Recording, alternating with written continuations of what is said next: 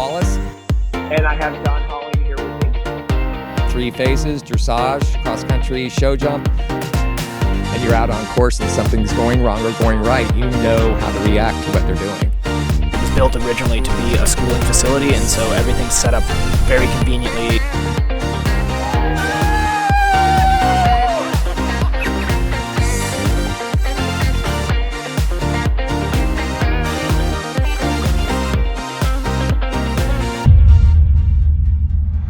Welcome to the Jon and Rick Show, brought to you by Horse Trailer Pros. We're really excited to be here. We have a great show ahead today.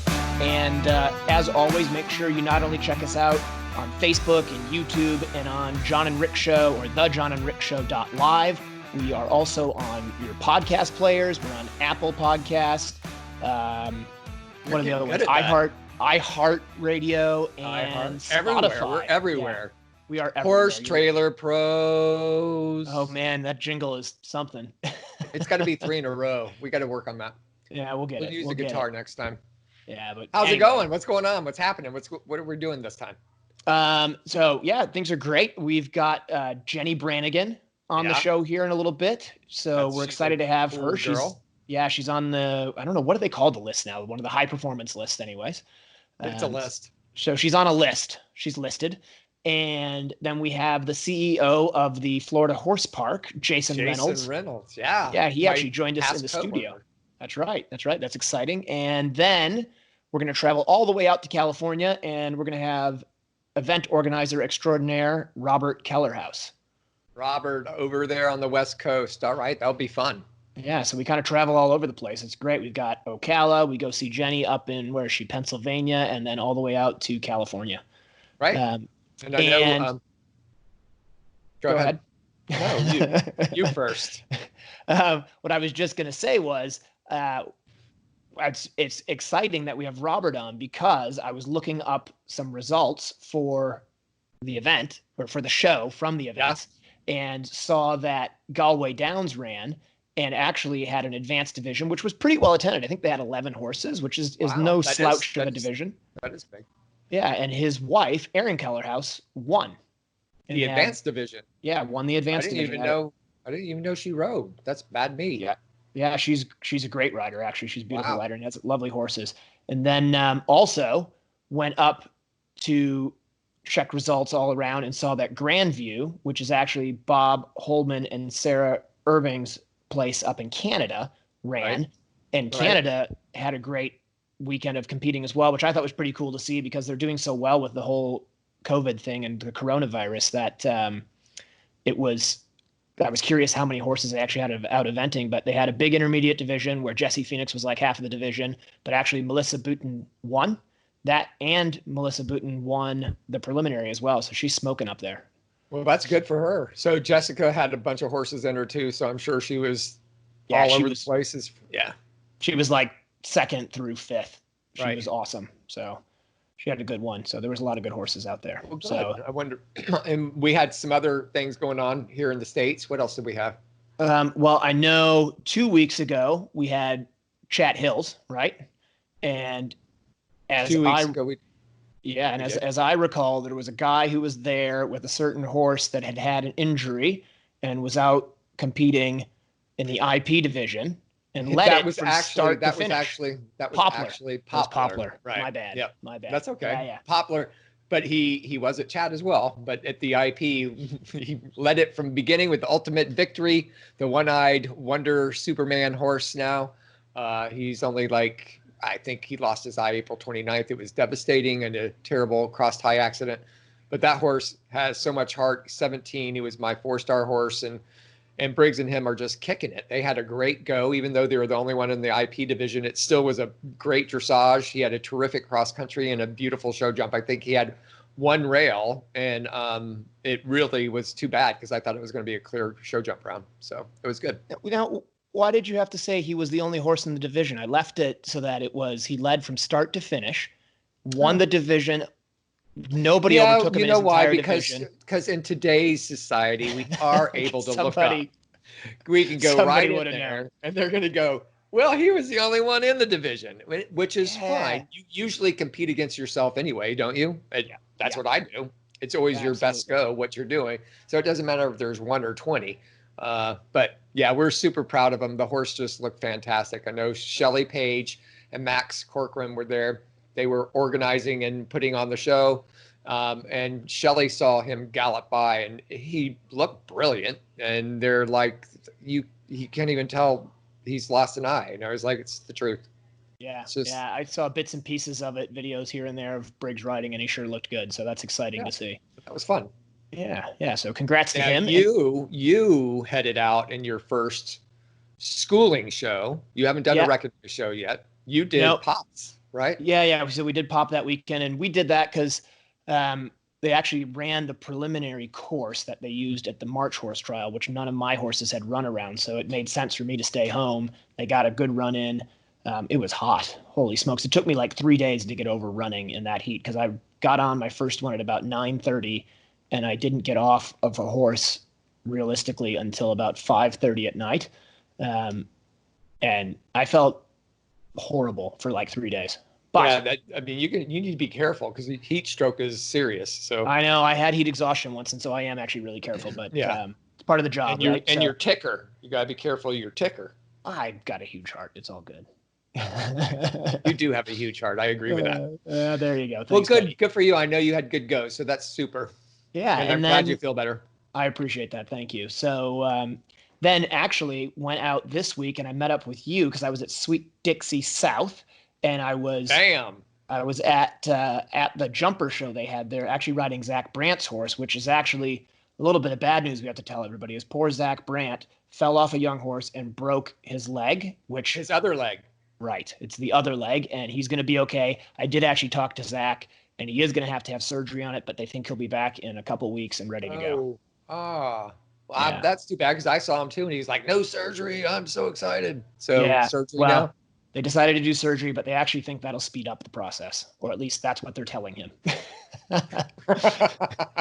So when is that scheduled, poor Zach? When is that scheduled? He's got surgery. Well, he had surgery yesterday.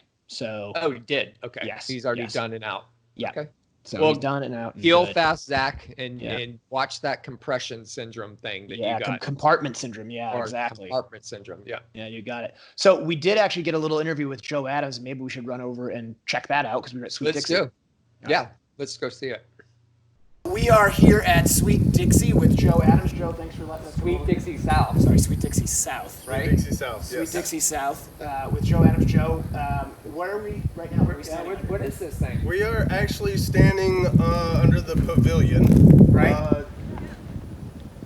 It's like we called it several different names because it was supposed to be a little smaller, but it just got a little bigger and bigger as we went. I think this is what I called in your commercial where all the common stuff is. Yes. And so it looks like it's going to have like a thatched roof, like sort of a cabana type thing? Yes. Sweet. So what's it going to be used for? For like get-togethers, pony club meetings, they can come underneath here and drinking. Will there be a bar? There'll be drinking, and there's going to be a bathroom and a sink and refrigerator. The most important is there's going to be a commercial ice machine, so when people get done with cross country, they can get their ice and get commercial ice. That's cool. So what kind of roof is going on it? It's a 20-year thatch roof, so it'll look like a really big tiki hut. There's a little section of it over here. You drive in, you can see they put one like sample section on. Yes. But it looks pretty cool. So Joe, you've been here a year now? It's been a year, yeah. So look at the place. Yeah. You mow there? Yeah, I mow all the time, every day. Yeah. And so you've got a permanent resident. I know poor Zach, who got hurt yesterday, is here. Yep. Yeah. Zach and Audrey are here. Did you spook the horse on the mower? It was not my fault. I'm sure. So Zach and Audrey are here year round. Yep. And then you get people coming in. We get schooling all the time. Yep. We get people come in for the winter every year. So yeah, it's just we're trying to create a nice, relaxing atmosphere for people to come and enjoy the winter. That's great. And Mike Campbell owns the place. Mike Campbell owns it. He will actually be here tomorrow, I think. Oh, cool. We're going to come actually bring young horses in the morning. Yeah, and I noticed driving in, like the cross country looks like you guys are adding to it all the time. Yeah. Yes. Yes. Super. The footing looks beautiful, and I'm actually just getting ready because you've got a jumper show going on this weekend. Yep. And so I'm actually going to head over and jump a couple horses into that, which is why I'm all dressed, ready to go. You look dressed and ready to I go. feel ready to go. You look like a Green Bay Packer or greatest something. Or NFL other. franchise in history, even though Rick's dad is in the background presently gagging a little bit. It's not his fault. He's a Lions fan, and they don't have a lot to cheer for, so they just have to base their entire fandom on hatred. Unfortunately. Well, Joe, we appreciate you letting us come on your property, talk about it. Everybody out there, it's a great place to come to school, cross country, come and do the jumper shows that they have. You have a couple three-phase shows that go on. Just go to Sweet Dixie's Facebook page and Sweet Dixie South. Sweet Dixie South. Who got it? Otherwise, you end up in Tennessee. That's Yes. true. Yeah, you don't want to That's end up where there. Mike Campbell's from, Tennessee. Yes. Right. Yes. So, Yeah, great that's it. place to come. Thanks, Joe. Absolutely. All right. And Top Rail Tack, located have up you. here. Huh? Glad to have you all out here. Oh, we're glad to be here. All right, back to lunch. All right. Thanks. Cool. Thank you. What a great interview. Yeah, Joe was nice to sit out there with us and show us the pavilion. That was cool. And I really like that. And it's going to be really, with the thatched roof on the top, it's going to be cool out there. yeah, it is. I want to go have some margaritas or pina coladas out there for sure. Something. Yeah, fun. Especially in the heat. Exactly. How better to get over the heat than with a nice frosty beverage. So listen, we're going to be right back with Jenni Brannigan. So we'll be right back. See you soon. Want to advertise on the Jon and Rick Show? Contact Jon at 352-875-8622. Or call Rick at 850-879-2649. Sweet Dixie South is an equestrian facility built for the lifestyle of eventers of all levels. Whether you are coming to Ocala for the entire season, a week, a month, or a year, this beautiful 160-acre farm is the place to settle in and enjoy your time with horses. They offer a full cross-country course with 2 water features, banks, ditches, and amazing footing to gallop, a spectacular all-weather footing ring, large grass jumping fields, and dressage rings. Located in the rolling hills of North Marion County in Reddick, Florida, Sweet Dixie South has 100 stalls and numerous paddocks, apartments, a line of camper hookups, washer and dryer amenities, as well as common areas to complete your experience during your stay. Under the ownership of Mike Campbell and the management of can-do Joe Adams at Top Rail Tack, Sweet Dixie South has transformed into a premier eventing training facility in Florida. Go to www.sweetdixiesouth.com for more information.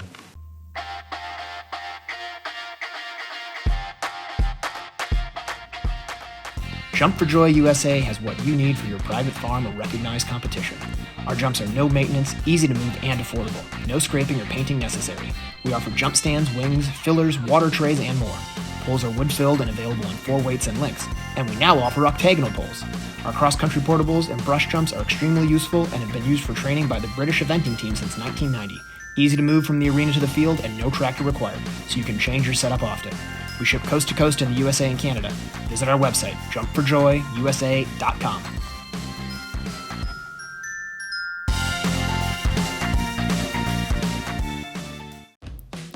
The equestrian life has big highs, heartbreaking lows, and so many moments of self-doubt. From CCI 5-star to starter, every rider needs a support system and a cheering section. A care package filled with equestrian goodies can be the perfect way to celebrate, congratulate, or commiserate. Let Present Pony do the work so you don't have to miss an opportunity to express your love and support.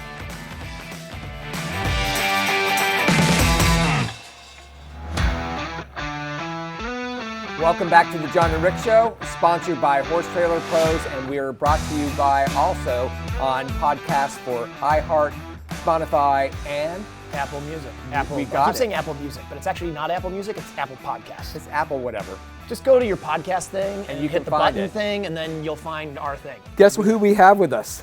We've got Jason Reynolds from the Florida Horse Park. Do you know who that is? That's Jason Reynolds from the Yeah. Florida Horse Park. Yeah, do you know who that is? Jason Reynolds. Very good. I just wanted to say it 3 I times. was going to say, I'm not sure I know who it is, so wow.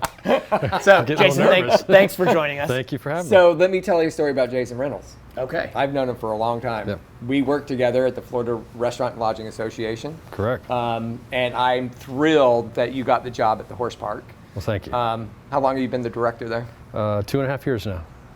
So you, in the 2.5 years, so Jason Reynolds, as we've established, What's his name again?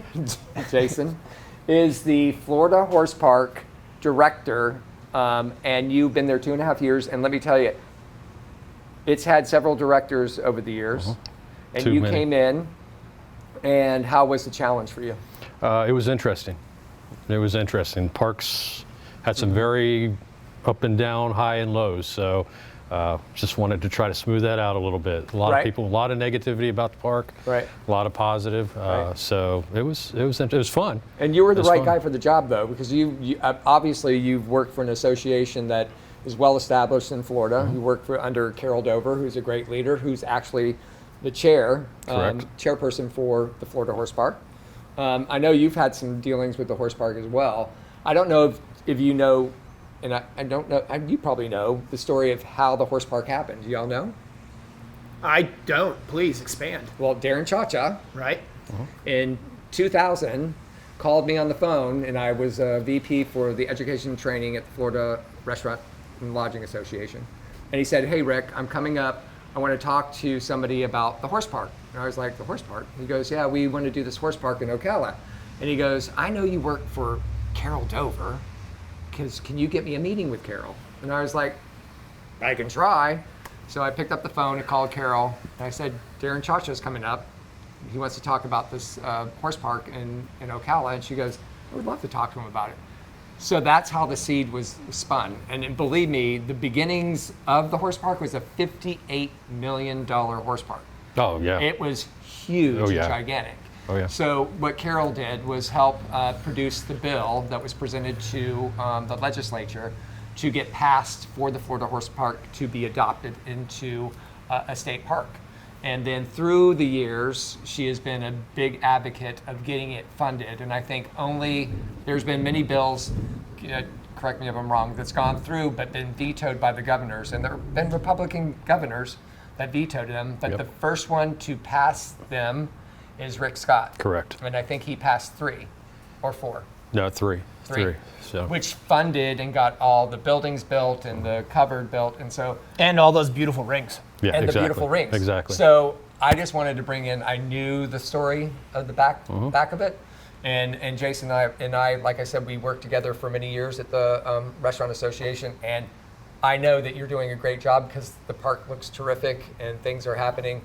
What questions you got for thank Jason? you. Well, I was just going to say, I think it's interesting because a park like that does take on a little bit the flavor or the personality of the people in charge.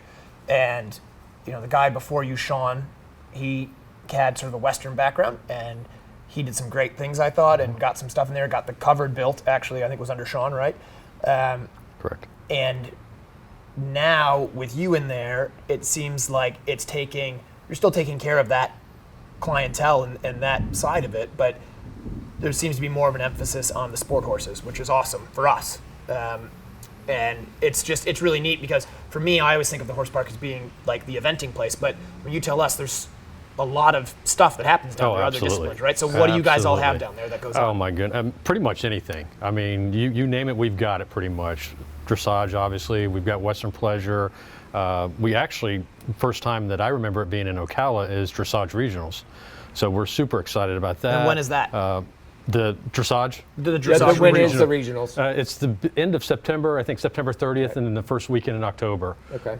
So that's the first time that I know it hasn't either been in Atlanta or Wellington. Right. So we're super excited. That's big. Yeah, that was huge. That was huge. I was happy to get that before the World Equestrian Center came along. Right. So how is that challenge for you with the horse park and the World Equestrian Center coming in? Are you feeling a little bit of pressure because it's coming in, or do you feel that you have a pretty good hold on what's happening with what's in the horse park? It's interesting. I mean, it's going to be a phenomenal facility. Right. There's no question about it. It's going to be phenomenal. I think we're each going to have our little role. I have talked to the World Equestrian Center. I talk to them frequently. Vinny out there who runs it, I talk to, and we're trying to make sure we play together. They've done a lot of things to help us, and it makes sense. So, I mean, I think that's the best route for everybody. We so just want to make sure. The biggest challenge that you're faced with in the 2.5 years that you've been at the horse park, what's your biggest challenge? Just recently, COVID. I mean we just pretty much through our entire calendar, everything up in the air, and you know, the pieces landed. We're just trying to pick them up now. And I've never looked at the horse park budget. Have y'all been doing pretty good up until COVID with hitting budget numbers and doing the things that you needed to do? Well, and luckily, and to your point that we're kind of getting into sport horse, when I first started there, that was kind of my goal. It is a business. I do have to make sure, you know, we are not government funded when it comes to who cuts the grass, my salary, anything like that, the electric bill. So I do have to look at, okay, where are we making money? And it was pretty obvious to me that it was the eventing world. I mean, this is such a huge eventing community, and the sport horse. So that's why we've made so many improvements there. We want you coming back. Right. I mean, we want you guys supporting it. That's a good segue, though. Yeah. So to that point, obviously, there was some effort made early this year to try to get some fundraising done to build an advanced course down there, and then COVID hit, and that all kind of fell apart. So that money's still sitting there. Where are we at? Like, do we make any progress with that? Are we gonna have to hold off on it? What's the story there? We're going to have it at some point. I'm putting all the pieces together for it. Right. It's, you know, the challenge with raising money is you have a lot of people who wanted to give, a lot of opinions about where it should go. Yep. You know, and we are a 501c3, so if you designate money to us, we're using it for what you designated to us. Right. So I think I've got the pieces aligned. Good. Now it's just time frame, seeing when we can do it. You know, I'd love to have it by October. Is that going to happen? I'm not sure. Yeah, it's tight. It's tight now. That's It's really tight for tight. October. Really tight. But you have the funding needed. You have everything in place. You just need to push the button to get going. Yes, I just need to organize it a little better and see, okay, who's doing what. And So looking at your board, does your board have a lot to do with your decisions on like the advanced course? No, they pretty much trust give you me your to ability to run and operate and Exactly. give you your guidelines to get it done. Exactly. And then you just have to meet with them and say, this is what we're doing, this is what's going on, and then you got to. I will say, just from my own sort of personal experience, because Jen, my wife, helped and actually got the pop horse shows going down there, and so which was big. huge. And hopefully she won't kill me for saying all of this, but just to Jason's point, they help out with some of the funds for some of the stuff, and I know they want to help out with this advanced course as well. And from talking to Jen, and I understand, she's basically said, well, that's fine, we'll give the money, but. And so every person who wants to donate money wants to give Jason money, but they want to make sure X, Y, and Z happen. And I think that is an added challenge for sure, because it doesn't matter how good your intentions are, you have to convince every person who's going to donate that money that your intentions are good. Exactly. I mean, I've given you a hard time about it before, so I get it. Right. And that's expected. You're giving money. Right. You know, you're giving a lot of money. Some people are giving a lot of money. Right. You know, so yeah, I fully expect that. And it's my job to be able to explain to you what we're doing with it. Sure. And well, convince you that but it is correct. happening. The advanced course is coming in at some point, hopefully quick, but realistically, it may be getting built this year, but maybe not finished by then. Right. I mean, as of right now, I can sit here comfortably and say, okay, we're going to do it. It's just a matter of the time frame. Right. Correct. So Jason, you've been here in Ocala 2.5 years. You moved from Tallahassee. Yep. Do you like it better here as opposed to Tallahassee? It's not a trick question. It's a different world. It's a different world. And the other part of that is Jane, your wonderful, beautiful second half, Right. Came with you as well. She did. And Jane is a very good friend of mine as well. I rode one of her horses years ago. Absolutely. She's always been a horse owner and loves to ride. How is she doing? She's doing great. Good. I wish she was here. I tried to get her here. She's sitting in the office and wouldn't budge. So, which happens frequently with Jane. So, but no, she's doing good. Very good. She's doing good. Tell her I said hello. I definitely will. She's a huge part of me coming down here. Well, I believe that, and I think you were a good fit. He definitely has the background and the tools needed to get what we need done. I appreciate what's being done at the horse park. I know there's a lot of stuff with the stalls that needed to be corrected. That got corrected after you got there. So, thanks. Yeah, it seems we're working hard. From sitting on the outside, it seems like things are getting done correctly, and I think as a customer, sometimes you get frustrated that they aren't getting done quick enough, but they're all getting done correctly, and that takes time. So you've done a great job. I appreciate everything. And I'm going to make one more suggestion for Jason. I made it to you before. Oh, I can't wait. Go. You know all our drive-ins that we do, and you have to use those wash racks? Right. Can you switch them so the cross ties are, so the horses turn around in them? Oh, you're talking about in the wooded areas. Yeah.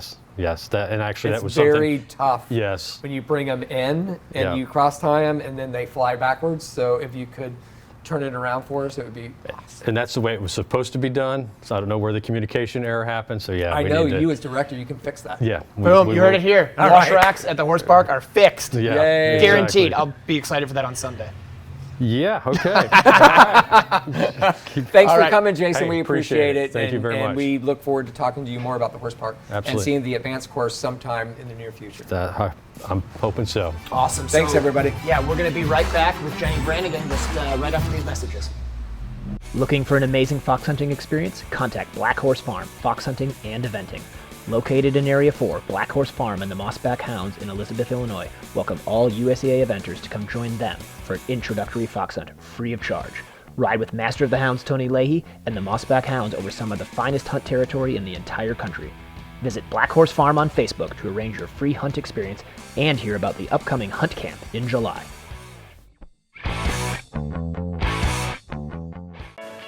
Sweet Dixie South is an equestrian facility built for the lifestyle of eventers of all levels.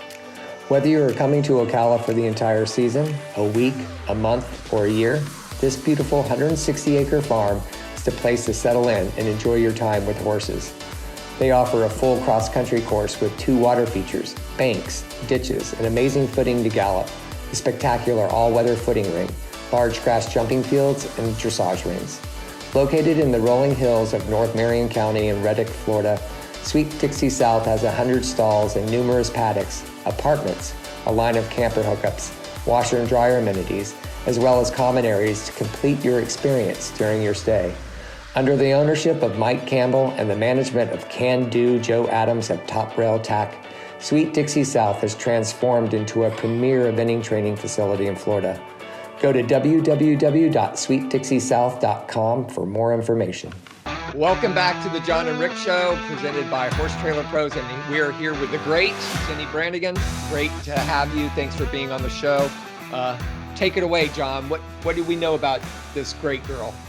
So Jenni, thanks so much for getting on the show. I know you've actually had a pretty busy summer considering that we've all been on lockdown. So why don't you just tell us a little bit what you've been doing and then give us, like an overview of what you've been doing, and then I'll make you get into some of the specifics.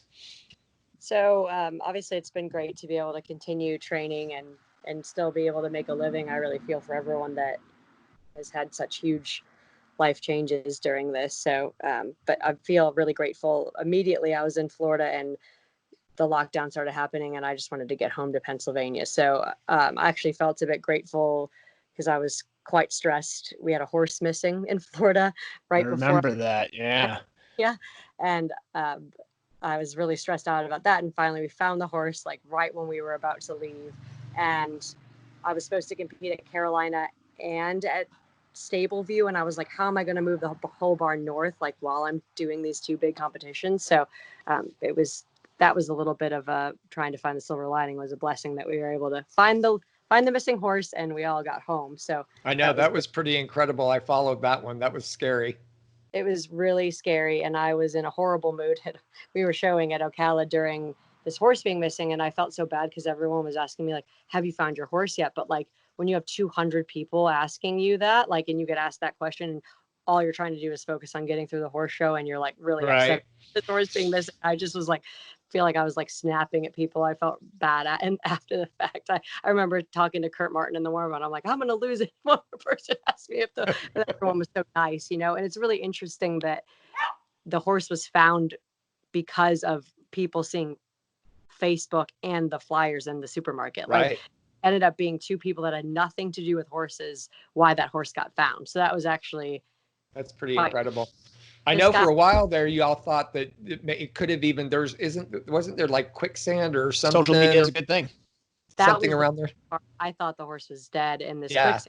And we had a drone out and then a thermal drone, and the thermal drone showed, it really looked like a horse. Like it was a circle with 4 legs. And I remember I called Hannah Sue and I was just like hysterically crying because they were like, yeah, it's pretty much a horse. That's it. poor groom Tyler like paddle boated out there, like borrowed a canoe, a kayak or something from Matt Flynn. Like it was just a whole group effort. That whole week was crazy. And, thank the Lord it wasn't her. And it was interesting because the day we finally found her, a gentleman called me and he was like, I was driving down the highway and I saw a horse running down the road at 2 a.m. and I guess I should have like tried to catch it or called someone. And I'm like thinking, oh gosh, that would have been great. That'd been good. Yeah, to know like 5 days ago before I had and poor Alexa that works for me, like we were all just so upset, and Alexa rides her as well. So it was just an emotional week, and Nina bred the horse and it was like out of her favorite mare who we put down last year. And it was just a horrible. The Gardners are great supporters. Yeah, they're wonderful. They're so wonderful. Yeah. So that was the silver lining. We were able to find Peekaboo and then get home. And then for me, I ruined my hair by bleaching it. With 15 boxes. If anyone knows me, I'm like down to my. Saw you. Yeah. So, you actually have a pretty cool thing you do in the mornings. Look at that. It looks great. It's less blonde than I remember it actually. So I want to just to change topic slightly. I know you've been galloping racehorses in the mornings for somebody that's pretty cool. So tell us about that. Yeah. So immediately when COVID happened, I said to Michael, because it's just a passion of mine is galloping. I always rode 3 or 4 sets a day for Michael Matz. And so I immediately was like, please, can I gallop? So I just thought, without the pressure. So for our listeners and viewers, Michael Matz is one of the legends of the U.S. show jumping team, and his wife Dee Dee as well. And so then when he retired from competing, he went and did racehorses. And they're flat racehorses, or are they steeplechasers? All flat racehorses. And it's, it's funny you asked Michael, oh, why'd you stop show jumping? And he was like, oh, like, to be honest, I didn't feel like going to the Olympics again. I'm like, Jeez. He's just so, like, hear someone say something like that. And you're like, he's just like, felt like he had done so much. Done it all. Yeah. Funny story. He had the ride on Judgment and gave Judgment to Beezy Madden, which was the start of her. Wow. So that's actually quite interesting. That was his ride. And he passed that on to Beezy, which is pretty cool. And he tells all these stories like he's telling you what he ate for dinner, like he just is no ego, this man. And he just threw himself into something he didn't, just didn't know about. So you get up every morning and how long have you been doing that? I've galloped for him. This is my seventh year galloping for him. And I never had any interest in racehorses prior to working for Michael. And I didn't know how to gallop racehorses when I worked for Michael. So his assistant, Peter Brett, and actually my friend, Willie McCarthy, they like taught me every day. So I'm really grateful for that. And now it's really neat because I feel like I'm like a valuable part of the team now, which I went from being, definitely. Well, and you were in a race, right? Like a pretty prestigious, was it a steeplechase or a timber chase? Yeah, that was the Maryland Hunt. Yeah. The steeplechase. That wasn't so good.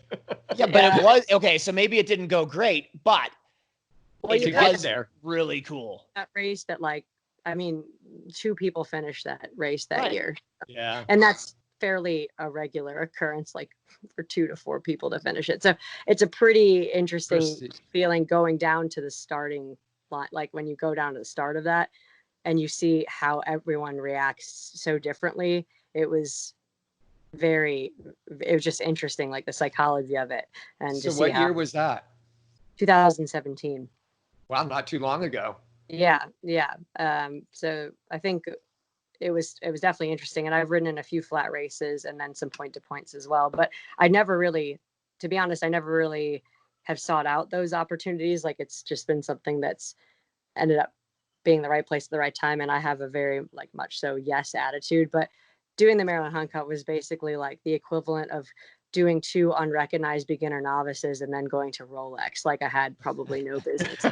That's a great analogy there. But I think it's a really good lesson for everybody who's watching this, especially the kids who are like, how do I get to be the next Jenni Brannigan? And the answer is when you have opportunities that come up to ride all these different horses and do stuff that maybe is out of your comfort zone, you got to jump. Yeah. I do think American eventing, like a lot of people started off galloping, and that was just like because we all don't have money, and that was like something that everyone did. And I feel like in order to be tough and and be willing to put yourself out of your comfort zone is something that's really hard to practice at times, and that's something that you can do, and just to go for it and do different things. I just think that's so important. Yeah, for sure. Absolutely. So with that, this is probably a great time to take a little break, and then when we come back, I'd like to talk a little bit about the training with Eric and all the stuff that you've been doing since COVID lit us back.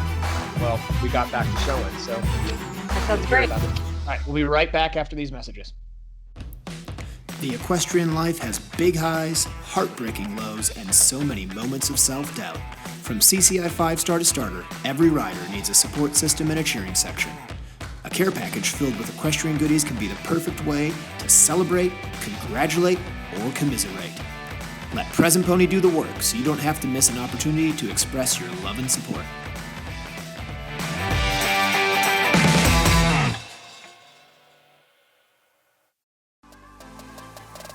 When I compete, I demand the best out of my horses and myself. That means being the best version of me I can, both mentally and physically. That's why CrossFit Antics is my home gym. Coach Vilma creates a fun, welcoming environment that encourages athletes from beginners to seasoned veterans to be their best. New to CrossFit? No problem. Coach V will modify the workout to suit you in a fun, challenging way. Be sure to mention the Jon and Rick Show for a special discount.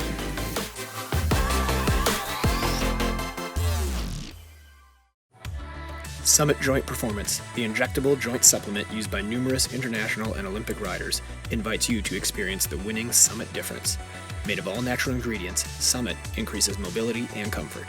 Win your class with Summit Joint Performance.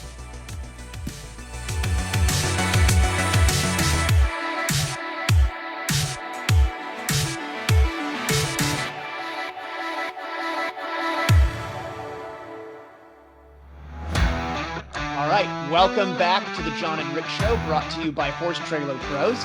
And we had Jenni ready to go into the pool, and then we had some phone issues. So Jenni is now back out of the pool. It was really cool because she was floating in the pool. She looked like a princess with the whole thing going on. And unfortunately, really, so that works. It's not really my style. Right. So anyway, thank you for getting back on, and we appreciate your time.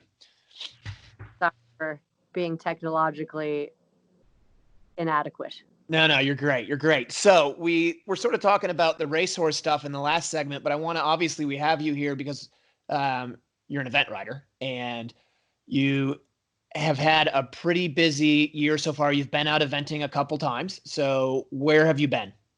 I went to Plantation, which I believe was the first horse show back. And I thought everyone did a great job staying safe. And it did make me realize, oh, well, we can do this. And I didn't feel any more at risk or to be honest, I'm so nervous about Tim and Nina or Beth Patel or the Murrays getting sick. I'm like, definitely. Yeah. So that was really wonderful. And I ran my upper level horses slow. I just ran them in the intermediate. And then I had some younger horses as well out, and that was wonderful. And then I went to the horse park in New Jersey and rode in the advance there. And then I brought Stella Artois out and just combined tested her, and then had a bunch of prelim and a novice horse as well there. So it's been busy, and I think it's hard for everyone because everyone wants to be back out competing, but the ground's quite hard up here. So right, to be smart about. I did a show jumping show the other day at Princeton. Like, I'm trying to be smart about not going out. It's really hard for me to run and not want to be be competitive and go for time, but being smart about not running them too frequently while we're in the middle of, it's brutal up here today. I know you guys are down in Florida, so it's probably way worse, but I'm a wuss and it's been really hot here today.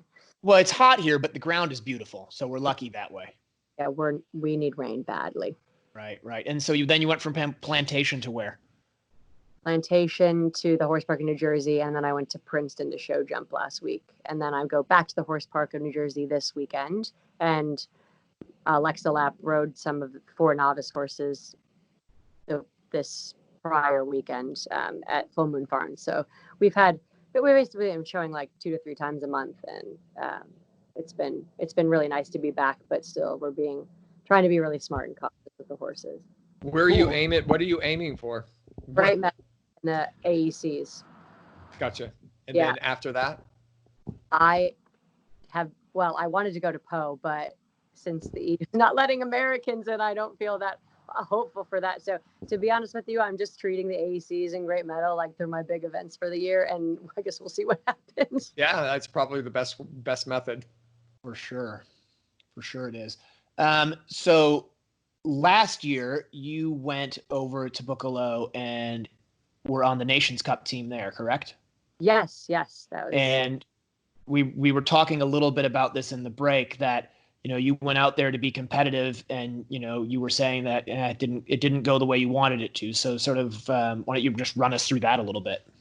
So Eric talked to me about being the lead rider going out on cross country, which the form of Stella Artois and I, like, she's done 4-star longs and has been a very good cross country horse. So I felt confident to do that and be the pathfinder.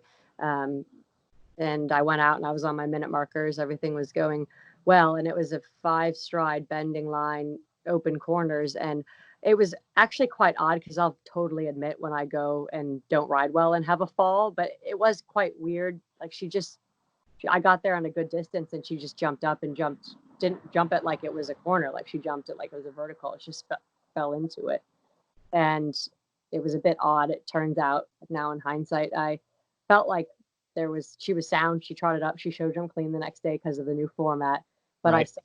I said like my bet when I got home, I was like, there's something not right with this horse. Like, she was like falling into the left in her shoulder ends and the turn on the haunches to cross the left hind under. She didn't feel 100%. And even though she was sound and she showed jump clean, I just knew. And I remember my vet, Mary Griffin, I got her home. She was like, you don't need to do anything. Like, the horse looks good. And I was like, I want the horse to go get a bone scan. And so we had pulled blood there to see if she had tied up, which I knew she hadn't, but it's just good to do. And this is the reason why.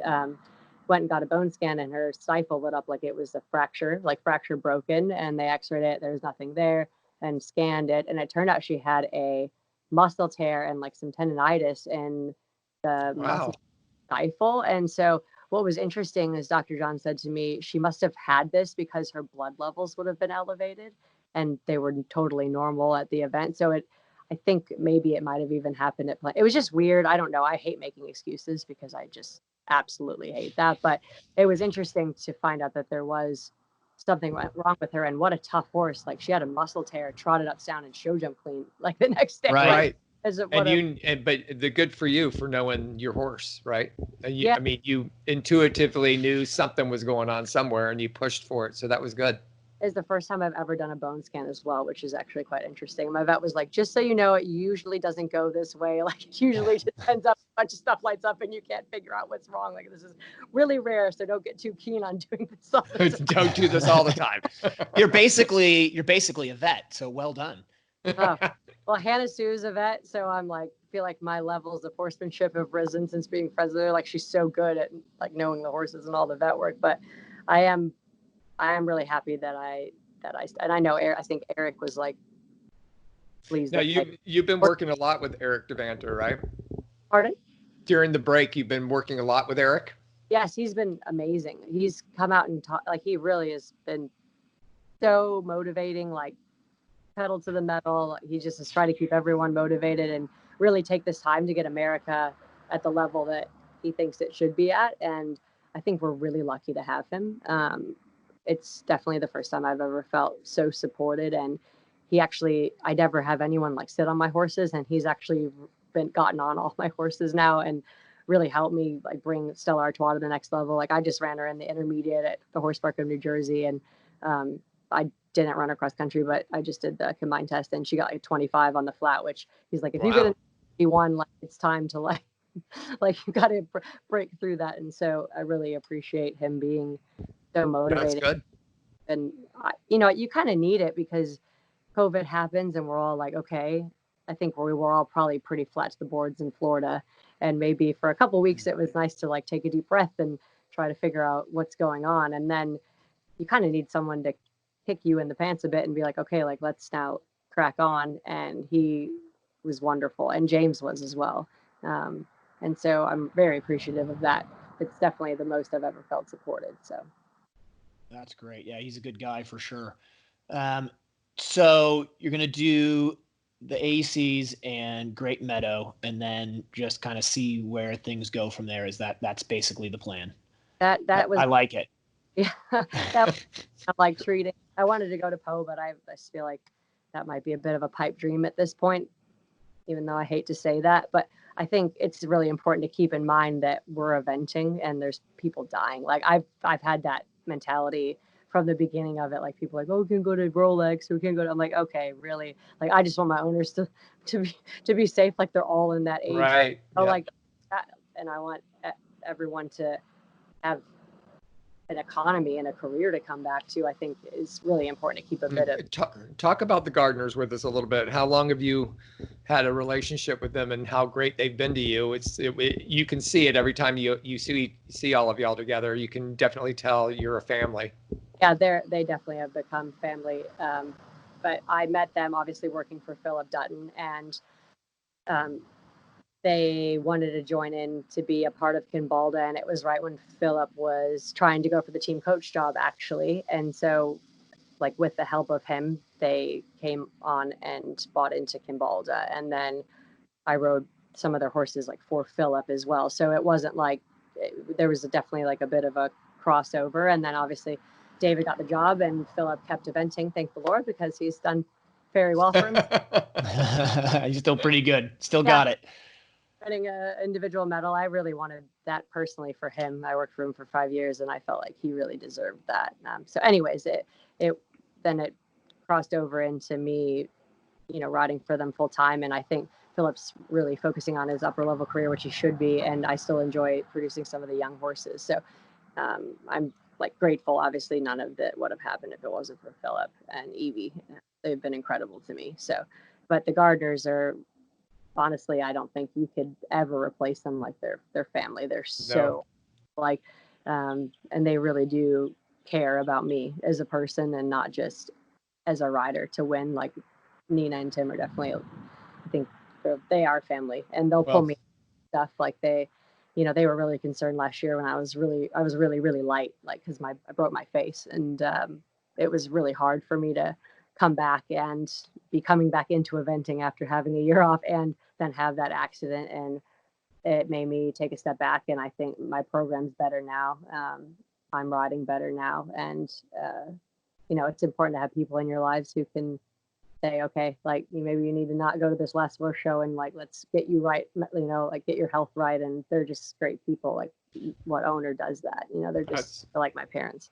That's great to hear. And definitely to your point, they always want to be watching you ride and always want to be at these events. And I know at this time with COVID and everything, they are definitely needing to stay safe. So hopefully they'll be able to watch on live stream or be, at the AECs or something. I don't know if they're planning on traveling or not.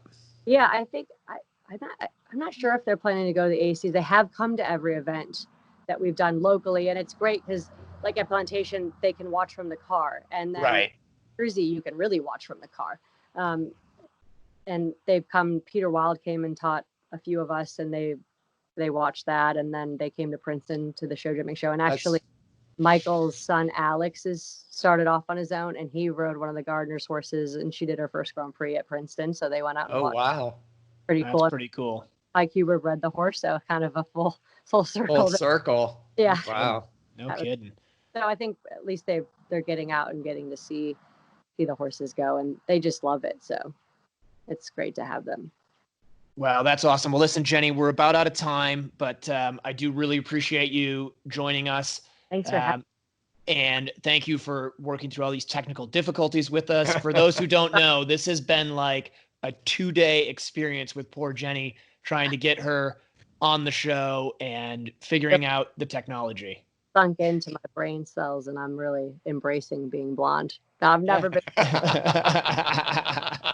I like it. We can't wait to see you. We'll be at the AECs too. So see you soon. Can't wait. See you guys then. All right, we're going to be right back with Robert Kellerhouse. Jenni, thanks so much. Talk to you.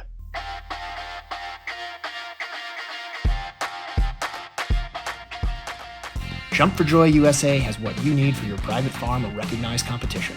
Our jumps are no maintenance, easy to move, and affordable. No scraping or painting necessary. We offer jump stands, wings, fillers, water trays, and more. Poles are wood-filled and available in 4 weights and lengths. And we now offer octagonal poles. Our cross-country portables and brush jumps are extremely useful and have been used for training by the British eventing team since 1990. Easy to move from the arena to the field and no tractor required, so you can change your setup often. We ship coast to coast in the USA and Canada. Visit our website, jumpforjoyusa.com.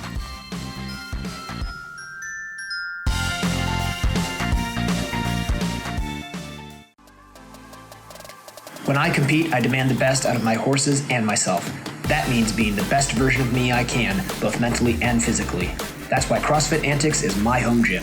Coach Vilma creates a fun, welcoming environment that encourages athletes from beginners to seasoned veterans to be their best. New to CrossFit? No problem. Coach V will modify the workout to suit you in a fun, challenging way. Be sure to mention the Jon and Rick Show for a special discount.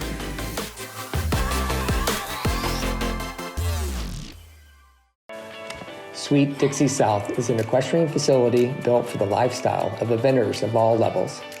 Whether you are coming to Ocala for the entire season, a week, a month, or a year, this beautiful 160-acre farm is the place to settle in and enjoy your time with horses.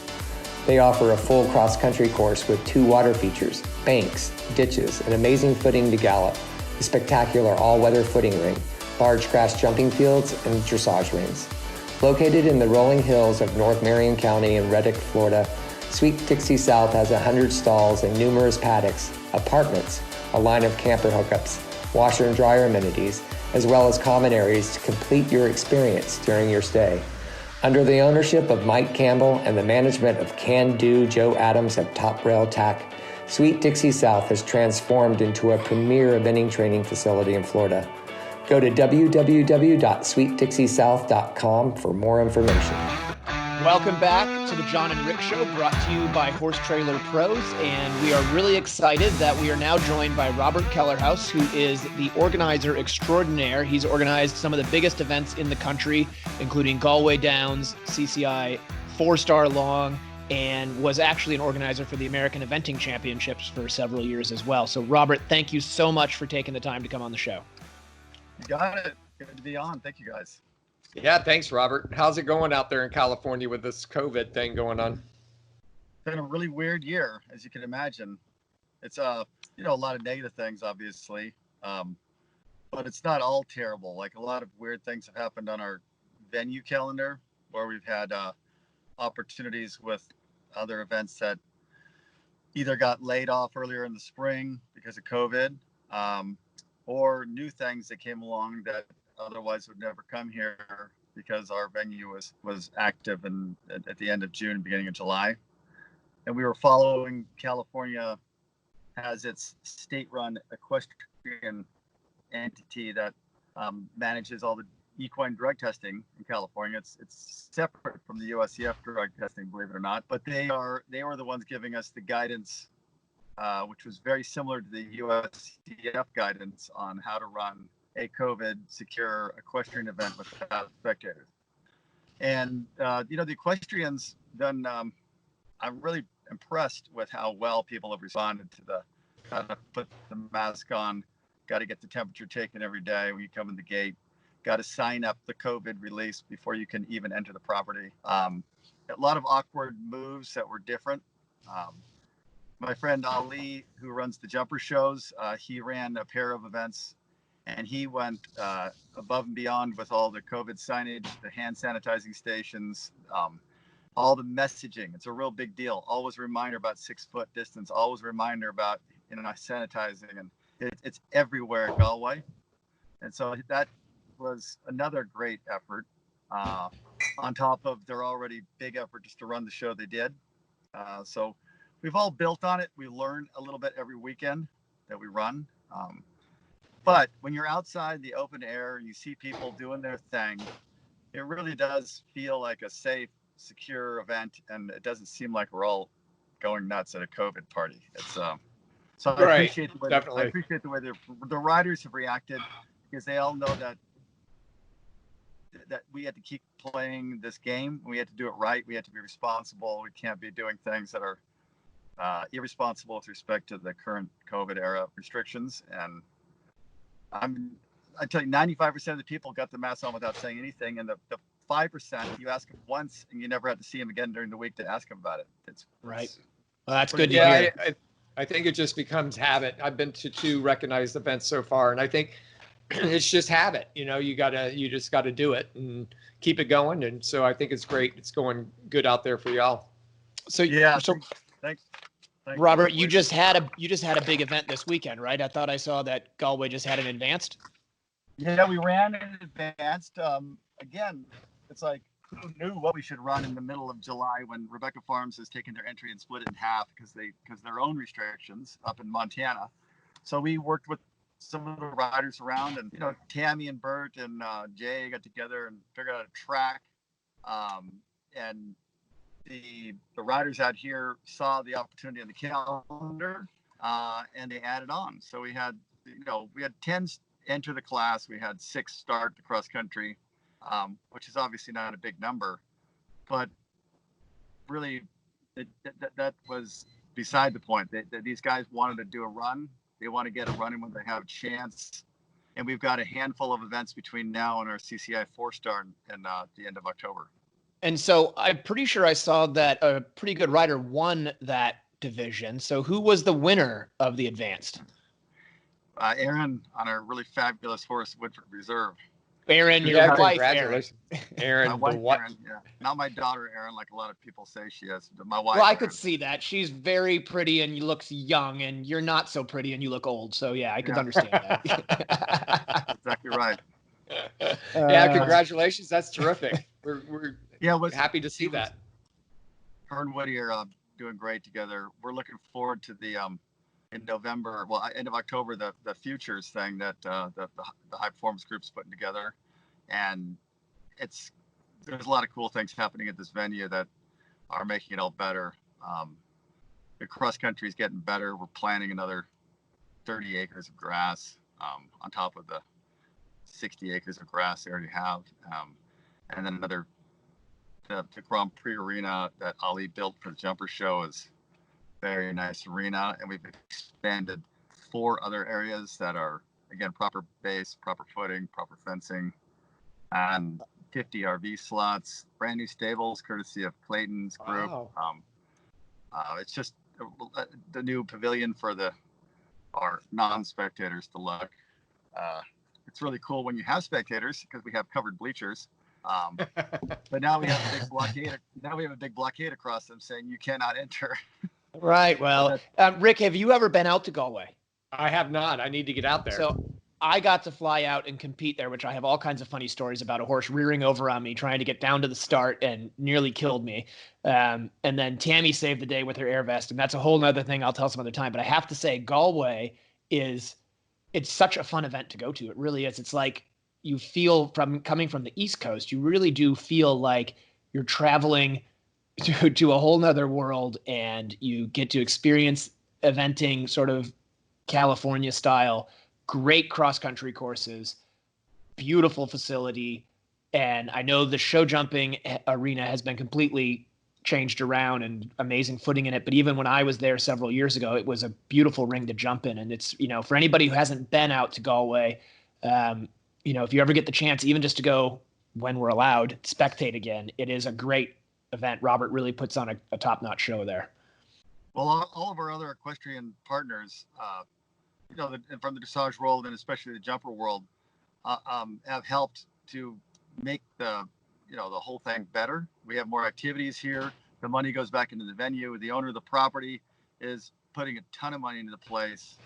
It really is meant to be an equestrian event center. And the equestrian activities we do, they all sort of help propel the big boat. And the jumpers, the stuff that Ali's done has really been amazing. We all get to benefit from it because you're riding over top-notch footing, and you have guys who get used to prepping things to a very high standard. And so it becomes part of the plan as opposed to some aberration that you do 2 times a year at a place. It's like, no, this is something we do week in and week out.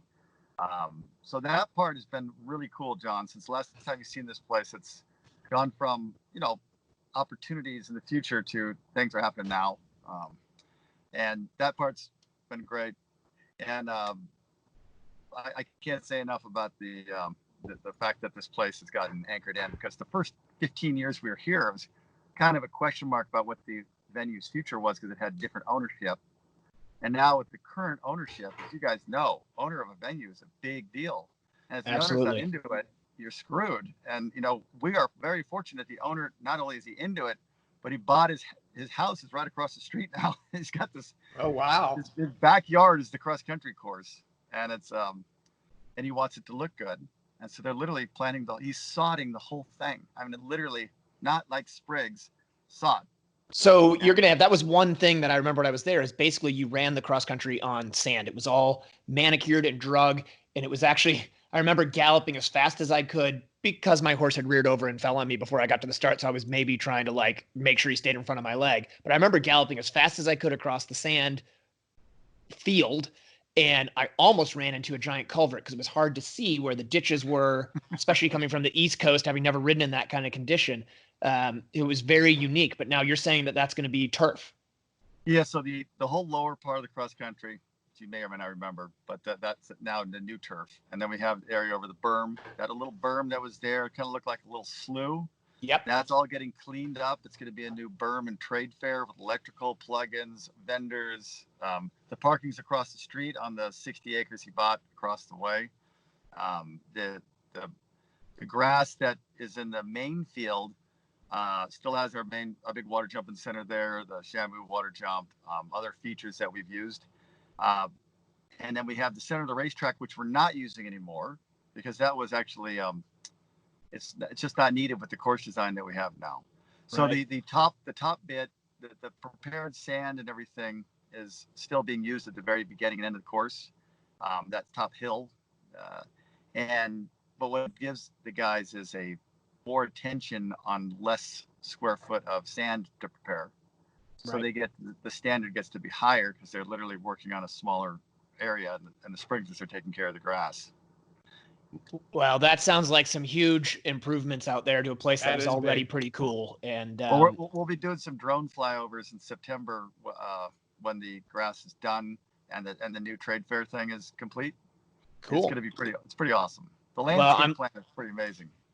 I'm looking forward to seeing it, and who knows, with COVID going on, maybe you'll have a bunch of us coming out there to run your 4-star long. I mean, I think everything is on the table at this point, isn't it?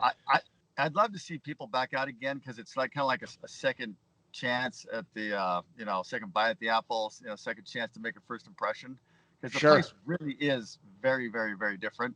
But it's still SoCal, and it's still dry, cool temperatures. It's in November or end of October, and it's very much California. But the venues, but for being in a pretty area, to the venue is actually a pretty venue. A lot of the infrastructure's in that make an event nice. The 50 RV plugins, you come in, you just plug in, you're right near the barns.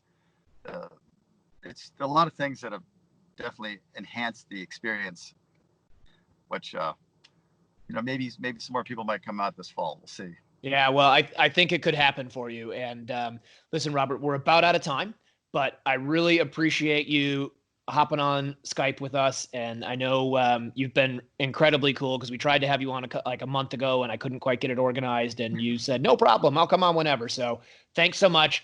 Please tell Aaron congratulations. And I was just kidding. You look really good and young, like no more than like 27, 28 years old. So don't stress. All right, guys. Thanks a lot, buddy. We'll be right back. Bye-bye. All right. Thanks. Thanks, guys. And actually, you know what? I'm wrong. We won't be right back, because that was our last segment. So, Robert, you're still here. You haven't hung up yet. And I just want to say thanks, everybody, for watching. And we will be back in 2 weeks' time with our next episode. Bye, everybody. Rick Wallace. And I have John Holly here with me. 3 phases, dressage, cross-country, show jump. And you're out on course and something's going wrong or going right, you know how to react to what they're doing. It was built originally to be a schooling facility, and so everything's set up very conveniently.